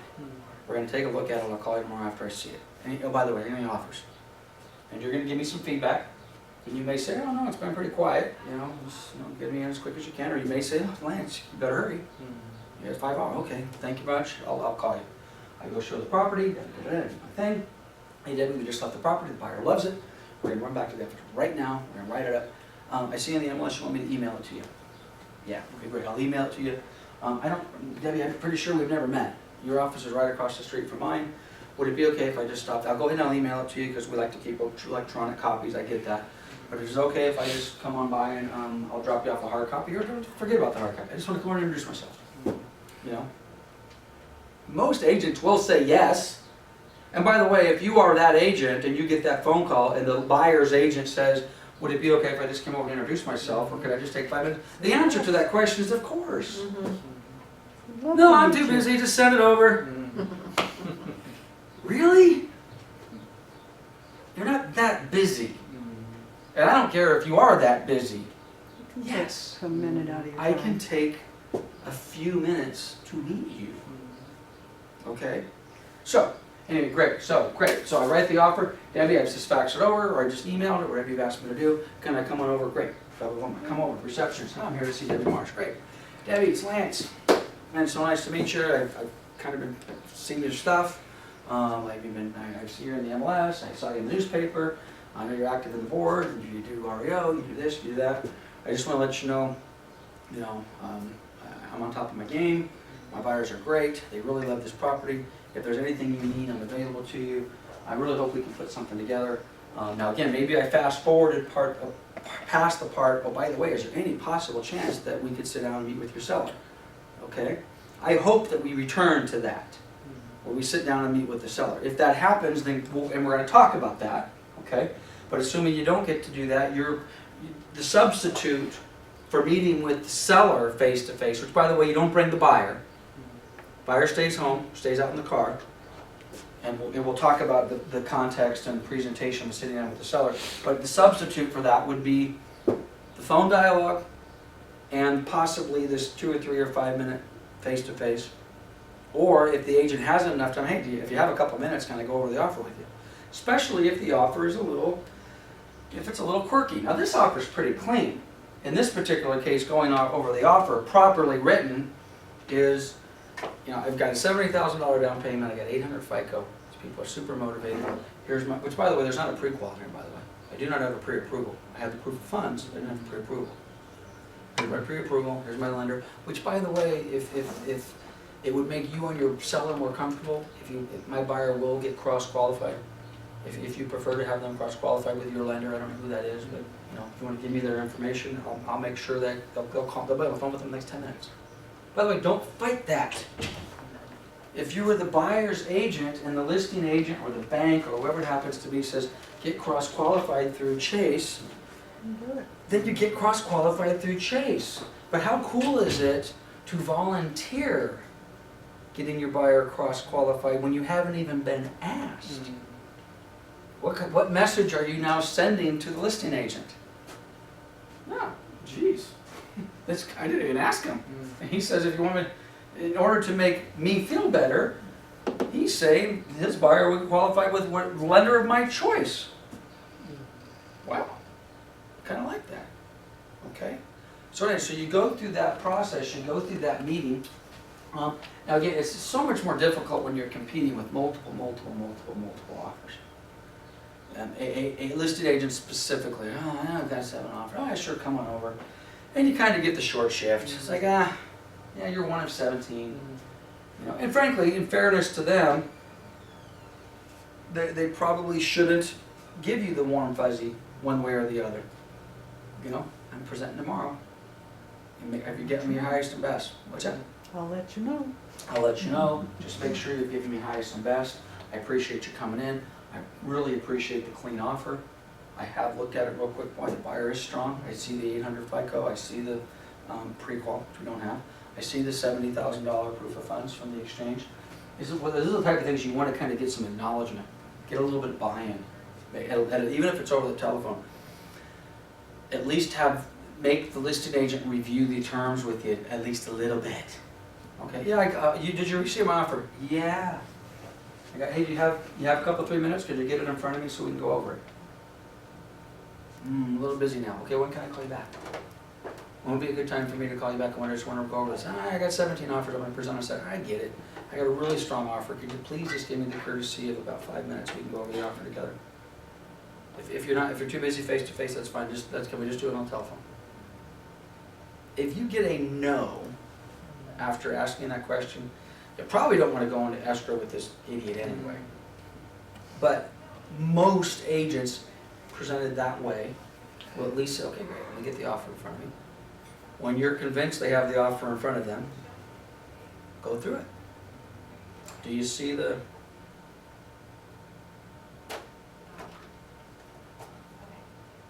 Why don't you have credit report at the very top?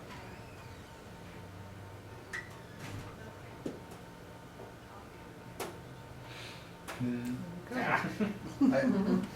was there. There I it don't is. like that statement on the bottom, says, let's go open escrow. You don't like that? No. Okay. Hey, Michael, do you have it in front of you? Just on page 7, you got the FICO. I just want to make sure you see those FICO scores. Yeah. You see that 803? Yes. And then what am I hoping that you're going to say after that? Instead of me Oh, that's a saying, good do answer. you see the 788 and do you see the 791? What I'm hoping that you say is, oh yeah, that's pretty good credit. Yeah, 803 and wow, the TransUnion is 788 and Equifax. That way I know you got it. Okay, so I might kind of prompt you a little bit. Hey, do you have the thing from the exchange company? What's the name of the exchange company? Exchange Resources. I'd like them to verify something, so I know they got it.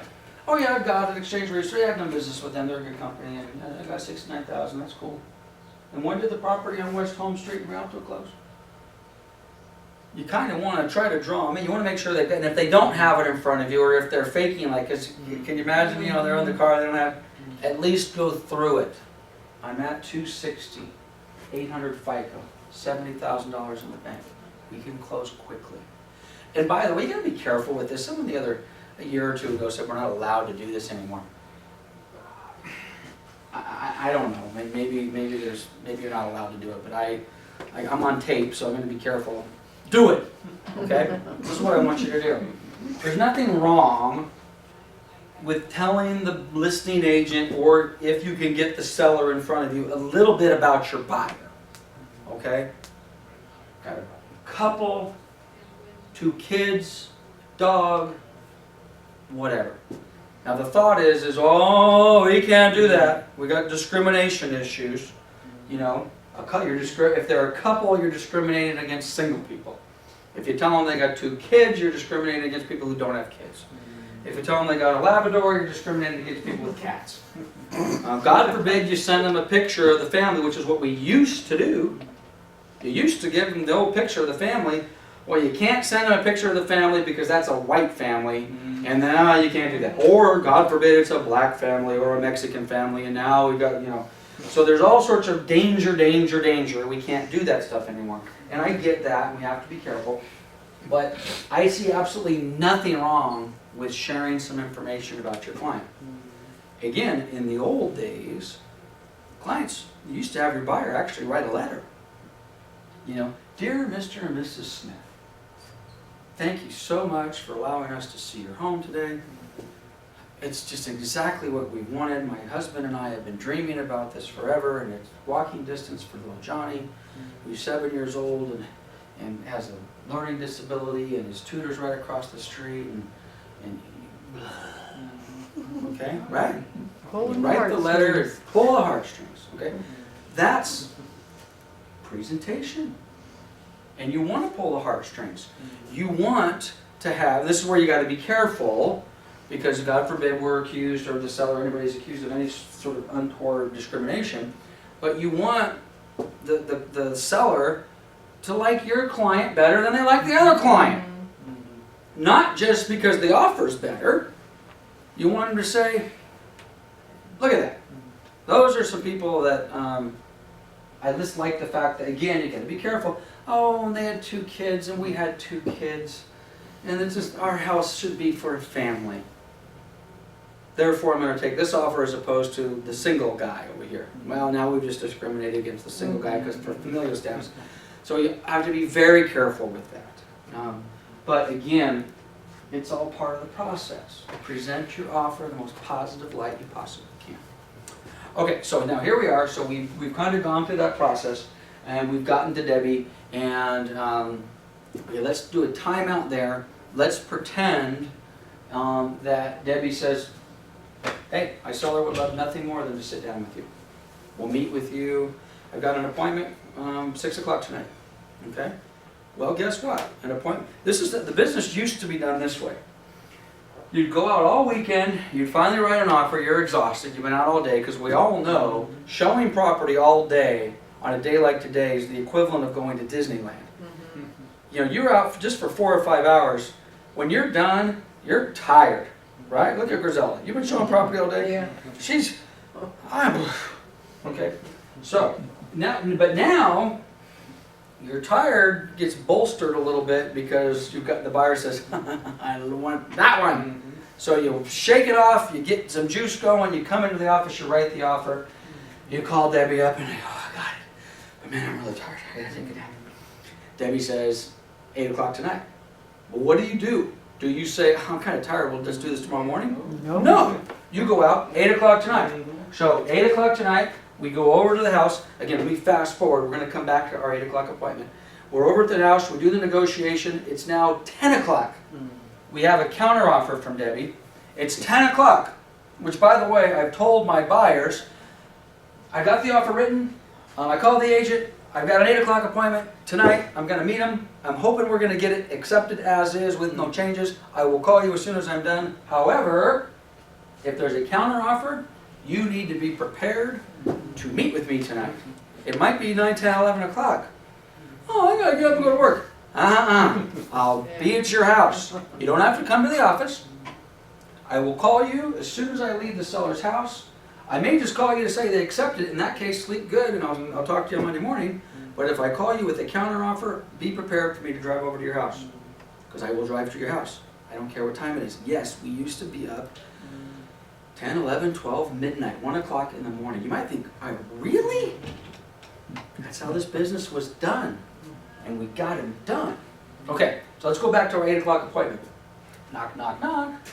Hi, I'm Lance with Coldwell Banker. Oh, hi, Debbie. You come on in. Hopefully, Debbie's done this before. Hopefully, there's a place that we can sit down and we can do this. Doing it on a couch in front of a coffee table is not ideal. Control the situation. just like you were, if you're a listing agent, when you go in and you're on a listing appointment, and you're sizing up the house, and you sit down with the seller, do you say to the seller, by the way, where do you want to sit? We're going to go over this, and the seller just sit on the couch. No. You pick where you're going to sit. I don't care if it's the formal dining room, and it looks like no one ever has touched that thing in the last 20 years. We're sitting in the formal dining room. And by the way, I'm sitting here, and you're sitting over there. And I'm tripping. Okay, I'm not going to have them tell me where to sit on the couch, or if it's at this table, if I don't want to sit there, I'm not sitting there. Okay, so the same thing, when we get into this, now if Debbie has it all set up nice and pretty, then so be it, it's set up nice and pretty, and I'll sit at the appropriate spot. But if not, and she wants to sit at there, no, why don't we go sit over there? Because I need presentation, baby. This is my opportunity to present my offer in the best light possible. And again, you got to be careful with this. You are the guest of the sellers, but you're also the guest of the listing agent. You got to be careful not to undermine the listing agent. You got to be careful not to make the listing agent look like an idiot, because a lot of them will be. You're going to walk in and these people know what they're doing. Okay, so you got to guard against that. The last thing though, what you want to do is embarrass the listing agent, and that may be hard not to do. Okay, so as you're presenting the offer, it's kind of a dual approach. Okay. And again, if I've already shared the offer with Debbie, or if it's the first time she's seen it, it's going to be a little bit different. But in most cases, you will already have shared it with the listing agent. So you're going to go through, and you're going to go through it. Again, I really appreciate the time. Tell you a little bit about my buyer. Again, be careful. Don't go into the discriminatory areas. Hey, just these are these people who are a nice couple. We've been looking for a couple days. And I don't have a problem with you saying they got 2 kids and a dog. Okay, I'll live with that one. You certainly don't want to get into anything else. You don't want to get into their sexual orientation or their race or their religion or anything like, oh yeah, they're, the Mormon church is right over there, and oh boy, they're just, as much as that might make sense, I mean, gosh, there's the Mormon church right there. That's why they want to leave that stuff out. Okay. So at any rate, a little bit about the buyer, and then you just zoom right in. They've sold their property. They got $70,000 in the bank. They've got an 800 FICO, all the stuff that we've already talked about. You go through it, boom, boom, boom, boom, boom, boom, boom, boom, boom. Okay? Now, if the offer's clean, that we've written, then it's easy. Now, if you've got some hiccups, if you've got a couple of tweaks, because like I say, we don't always get to write the perfect offer. Let's just go with a big bombshell. Oh, by the way, I know this is difficult in this marketplace, but they have written this offer subject to the successful sale of their other property. Okay, we've got it on the market and it's priced right now. No, we don't have it on escrow yet, but I feel really confident. Now, again, if I'm Debbie, if I'm the listing agent, I'm like, oh, really? Come on. Oh, please. Okay, so these aren't going to always go perfectly. If you're writing an offer subject to the successful sale of another property, you have your work cut out for you in this market. The chances of getting your offer accepted went from this to below this very, very rapidly, unless the seller and the other agent don't know what they're talking about, which sometimes can work to your advantage.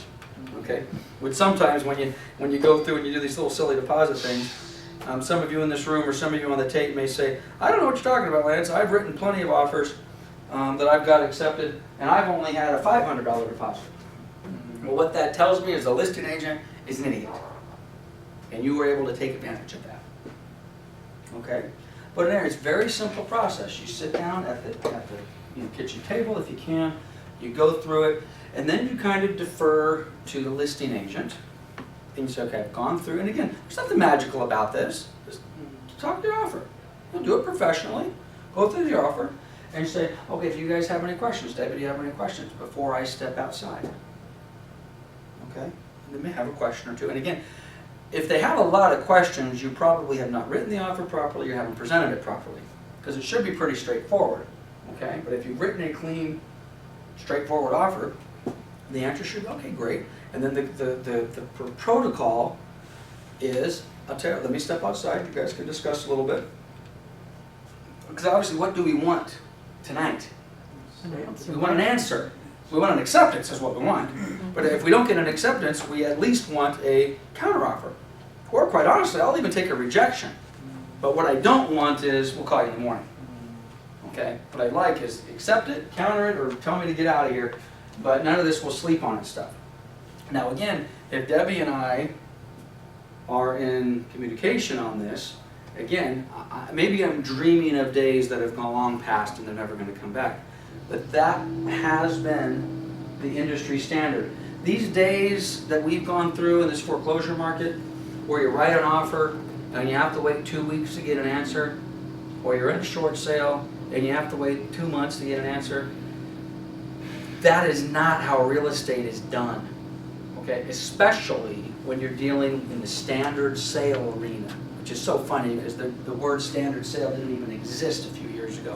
When you're dealing with sellers with equity, equity sellers, we used to just call them sellers, okay? The expectation is, here's an offer, give me an answer. Certainly not a month, certainly not 2 weeks, not even, I'll get back to you Saturday, okay? It's, give me an answer. Now again, sellers have become spoiled in this regard because they get multiple offers, and their agent says, it's 4th of July weekend, you know, okay, let's just let a whole bunch of stuff stack up, and we'll deal with it Monday because I'm going to the river, yada, yada, yada. I gotta tell you, this market too will change, okay? And the professionals in this business who are going to close, 30, 40, 50, 100 deals a year are going to do it the way I'm talking. They're not going to say, I'll see you next Tuesday kind of a thing. So anyway, you step out of the room, Debbie does her job, she goes through it with the seller, and at that point, if it is a good, clean offer, we switch hats, now I'm going to be Debbie. My goal as a listing agent is to get my seller to sign the offer. Let's sign this. This is a good offer. Let's get it done. Bird in the hand. Boom. Let's open up escrow. If there's things within the offer I don't like, let's identify them. Price, closing date, Those are the 4 things that you're concerned about. Great. Put them, spin them around. Let me get you to sign here. I'm going to give the counter offer to the client, and that's going to run. Very simple. Come, hey, knock, knock, knock. Lance, come back in. This is what we've done. We love your offer. Fully accepted. Let's open up escrow tomorrow. It doesn't normally happen that way. Here's a counter offer. Here's the 3 things we need. It gives me an opportunity, and it's nice to do it face to face. This is kind of where the negotiation comes in, because if you can do it face to face, even if you don't get in front of the seller, if you can do it face to face with the agent, this is kind of where the old poker face comes in. You can kind of go through and say, oh, okay, well, I see that 260 wasn't good enough. Pause. Maybe someone will say something. Look in the husband's eyes, look in the wife's eyes. See some kicked underneath it. Okay. Okay. I see that you needed a 30-day escrow instead of a 45-day escrow. Is that really important? Have a quick discussion about it. Don't necessarily challenge them. Just clarify and look for some body language. See what's going on. But that price thing could always be interesting. You just kind of, okay, pick something up. Picked up a little there. They countered me at 270, but I just got to look. I got to look that they didn't mean it. They're just going to feel us out. So anyway, thank you very much. I really appreciate it. I tell you what, it's 9 o'clock. My buyer's so excited. They just can't wait. I'm going to go out to my car. I'm going to give them a call. And I'm going to, as a matter of fact, let me just call them. And if it's okay, maybe I'll come back in here in a couple minutes. Be right back. Go back outside. Hey, John, Sally, it's Lance. Okay, I'm at their house. This is what I got. They countered us at 270. They need to close escrow in 30 days instead of 45 days. And you may already know the answer because your client may have already told you 270. Yeah, rock on. We can close earlier. Fine. So if you already know the answer, now you're just getting confirmation, or you're getting, oh, Lance, you know we can't do 270. You know we can't. You know the best we can do is 265. Okay, well, I'm here right now.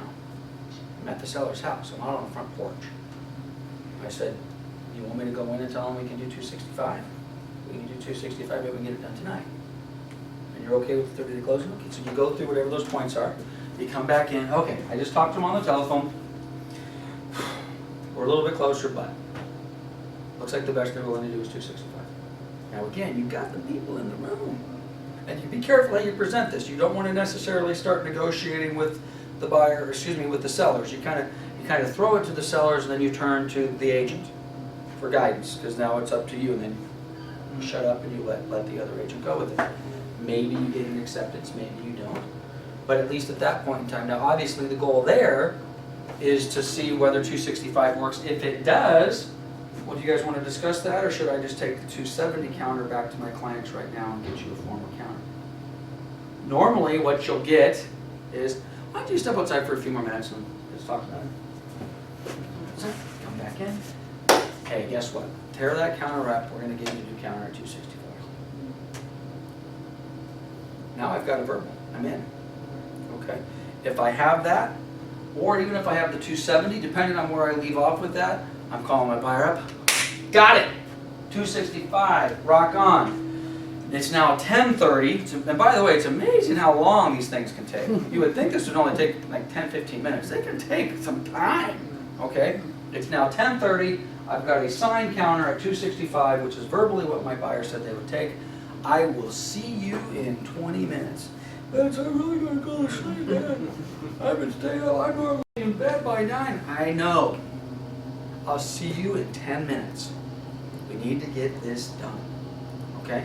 You're running over to their house, you're getting them to sign it, and boom. Now, part of this is salesmanship. Get them while they're hot. Don't let them cool off. I am not suggesting that we play the used car salesman, close them before they're ready to go, okay? Because the last thing you want, which will happen, because if you do that, and then he does go to sleep, and he does go to work the next day, what you're going to get the next day is a phone call that says, "Ah, geez, you know, man, I was pretty tired. I really didn't want to do that." Having said that, if you get that phone call, you will never be surprised by that phone call. You will never be surprised when you get that phone. You will know the night before when they sign it. And if you have that feeling that you're pressuring them to sign it and they're not ready, then don't have them sign it. So you know what? I feel like I'm running a little bit too fast. You need to go to sleep. Let's slow down. There's nothing wrong with you sleeping on this thing, okay? But if you present it professionally and properly, you'll know.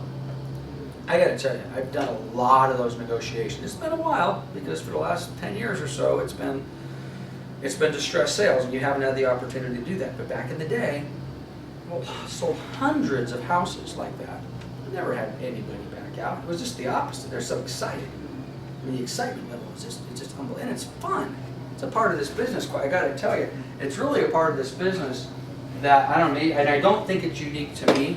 It is a part of this business that I think you will enjoy, because you get the excitement, you meet the people. That's the part. You know, I've been doing so many distress sales over the years, working with Fannie and Freddie and the banks and all the rest of it, so you don't get to meet a lot of the clients. It becomes a little detached. I feel like I'm selling, you know, cups to McDonald's or something like that. There's no relationship there. When you get to start working strictly with these buyers and sellers and have that interpersonal contact, it's just fun. Having said that, it can be a complete pain in the ass, because some of these people are just crazy. They'll just drive you nuts. So at any rate, we're coming up on 3 hours. So let's kind of summarize a little bit. Now again, a big part, especially those watching on video, a big part of being able to write and present this offer properly is knowing how to fill out the purchase contract. Okay? That's not a one-time shot. That is not sit in the class for a few hours, watch the video for a few hours, and you've got it. You probably need to sit in the class, and some of you have sat in this class more than once, the contract class. Maybe you've watched the video more than once, that's fine. But bust out the paper, make up some pretend terms, write some pretend offers, bring them to me, and say, Lance, I've written 6 offers. This one's supposed to be for 160 for these terms and these conditions and yada yada yada, and this one's supposed to be for 220 with the seller carryback. This one's supposed to be for 195 FHA. This is a VA no-no. This one's written all cash. Well, give them to me. Email them to me. I'll take a look at them and I'll say, not bad. Or I'll sit back and say, come on, look at the blanks here. It's as elementary as it sounds. I've sat through the contract class so many times, and I would have agents that knew better And before the class was, okay, I put some terms and conditions up. Maybe the next contract class we'll do this. Let's just take 10 minutes. It doesn't take very long to write an offer. I would throw up terms and conditions. Buyer's names, information for the buyer, close of escrow date, purchase price, down payment, terms, conditions. I put it up and say, write me an offer. I'll be back in 10 minutes, and we collect them. How many different versions did you Really? get? Like, wow, my ability to train and communicate with my students is shaken to the core because none of you know how to write an offer. I'm telling you, that is the norm. You have to write them. You have to literally sit down and write those offers. Go through them, practice. You can't just look at it on the screen. And that's the problem. For many of you, when you write that first offer, the first time you've written that offer is the first time you're in front of a client. That should not be the first time you've written an offer. I mean, come on. You know, it's like when you take the math test, you practice before the math, you take the quizzes. Well, writing these offers is part of that process. Bring them to me, take a look at them, give them to some of your fellow agents. Give one to Anna, give one to Debbie, she's been around long, give one to Drew. You know, if Drew, there's nobody in this office that's seen more offers than Drew. You're one of the youngest guys in this office, he's 24 years old. He literally has reviewed 35, 40,000, over 35,000 offers in the last 6 years. He's really 24 already? 24, time flies. So, Man. I gotta tell you, He's a he kid. could teach He's a this puppy. class blindfolded. He can, I mean, one out of, I don't know if he's available. We'll close our class this way. I'm gonna say 1 out of 10. That's gonna be my answer, 10%. Let's see what he says. Hey Drew, are you available? Come on here for a second. You want to see I'm Drew dead. as If a I'm calling you puppy. bud, you better get your butt in here. Hey folks. You see 10 offers. Here's the little How puppy. many of them are complete and reasonably well written? Out of 10? None. None. None. Woo. I mean, Well, wait a minute, there's, I've given you a complete offer. there's always something wrong with an offer, but I mean, on average, 2. Realistically, 2 are fully 2 out of complete. 10? Okay. But It went from, okay, I was right in the middle. I said 10 or 10%. You yeah, went between 0 and 20%, so. yeah. But probably the better answer, as he just said it, is even the good ones There's are missing something. wrong. You To know? get good at this business, you got to get good at interpreting what the agent wants. I mean, what the agent, what you think he wants, and then kind of just clarifying it with a bit. There's no such thing as a complete offer. Doesn't happen. There you go. And the sad part is, how many offers, go ahead and say it, be honest, how many offers have you seen that are written by agents in this office? A bunch. Yeah, just And, about. and the same thing applies, correct? Same thing. Yeah. So as Sorry, much I as- wanted to get it in this contract class. Yeah. Is this what this is? Contract class? Well, we're kind of contract / negotiation presentation, but Okay. anyway, all right, All right. thank you, sir. No problem. So there you have it. Now you may ask, why is he seeing so many offers? Well, Drew submits all the offers on all the foreclosure properties that we've sold since 2007 or so. And many of those properties will have between 10 and 50. We have a property right now in Gifford, which we'd love to sell. Property has had 100 offers on one house. He goes through every single one of them. Every single one of them. Again, another reason in this marketplace, and then we're going to close. In this marketplace, the chances of writing an offer on a house that has multiple offers is almost 100%. I mean, you're going to have 2, 5, 10 offers. Okay, and I would say the average right now on a good property is probably a minimum of 10. Okay, minimum of 10. Okay, you're Drew. You've got 10 offers. First thing is, well, do I actually have 10 offers? Well, 2 of them were faxed and they got lost. I don't even have it. 2 of them were emailed to me, but the agent doesn't know how to email. Or they don't know how to make a PDF. They sent me JPEGs of each individual page. Okay? So, but let's pretend we have 10 offers that are into them. There's probably 4 or 5 others that the agents tried to get them in, but they're technologically inept. They couldn't get the darn thing in, or they thought they sent it in, but they never called to verify, and it went off into outer space. So he's now got 10 in there. He's going to meet with Griselda's the seller. He's going to meet with you tonight at 5 o'clock. And this is how it works, guys. I got my 10 offers. Okay, well, let's categorize them. Let's put them in by price, okay, from low to high. Okay, wow, these 3 offers are, you know, the highest price. And then of those, oh, geez, these are missing this and missing that. So you prioritize. Now that doesn't mean we don't submit all 10 offers, especially if it's a bank. We don't even get the luxury. We just put them in the system and the bank sorts it out. But if we're dealing with real sellers, Griselda comes into the office, which by the way, if you can get your buyers and sellers into our turf, that's a win. You get them into the conference rooms. You sit behind the big desk. You put them in the little chairs. Right? You're the boss. You're in control. Okay? Nothing wrong with going to their turf. But when you're at their house, even if you kind of control the dining room table, it's still their house.